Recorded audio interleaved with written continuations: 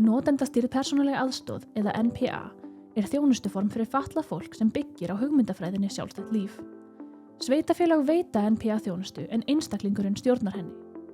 En hvað þýðir það raunverulega að vera með NPA? Sem verkstjórnandi ræð ég ferðinni hvert, hvenar og hvernig ég fer.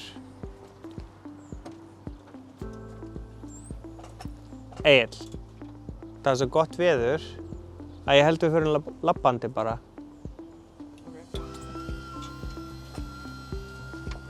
H5 eru kjarninn í hugmyndafræðinni bak við NPA og standa fyrir það sem verkstjórnandinn stýrir.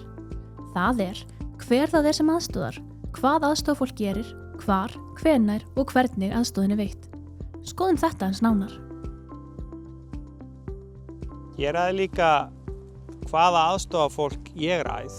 Þannig að ég ræð hver aðstofar mig við hlutina og ber þannig ábyrgð á að ráða mitt eigi aðstofafólk, en ég líka get valið þá til dæmis á milli míns aðstofafólks hver aðstofar mig við mismunandi verkefni, því að aðstofafólk hefur líka mismunandi styrkleika og veikleika.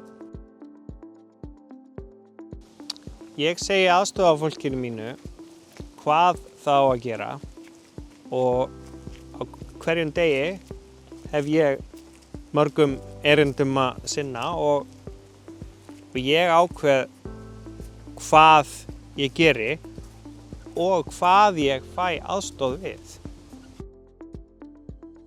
Ég leiðbeini mínu aðstofafólki hvernig ég vil að hlutinni sé gerðir. Ég þarf ekki alltaf að gera hlutina rétt, heldur bara eins og ég vil að þeir séu framkvæmdir. Ég þarf líka að fá að gera mistök eins og annað fólk og læra af því. NPA er ekki bundið við stað og ég ræð ferðinni, ég ræð hvert ég fer. Svo fara hérna, þessa leið. Ég get farið þangað sem mig langar, þegar ég vil. Ég get farið í ferðalög, innanlands, utanlands, ég get farið á Kanarí, ég get ferðast til Tælands, ég get farið til Akureyrar eða Selfoss, því NPA er ekki bundið við einhvern stað, heldur fylgir mér. Ég ákveð hvenær ég vil svo fá aðstoðina og gera hlutina. Ég ákveð hvenær ég vil fara út í búð, hvenær ég vil setja þvott í þvottavélina eða bara fara út í göngutúr. Þessi þjónustuleið NPA er grundvallar breyting á viðhorfi til fatlaðs fólks.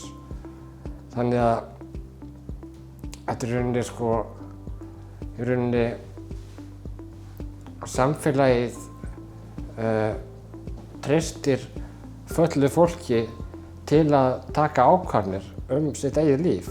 Þannig er þetta svo mikil grundvallar breyting sem að bara felur í sér þessi mannréttindi yfir að fatlað fólk geti tekið stjórnina í eigin lífi og stjórnað því á jafns við aðra eins og aðrir geta stjórnað sínu eigin lífi.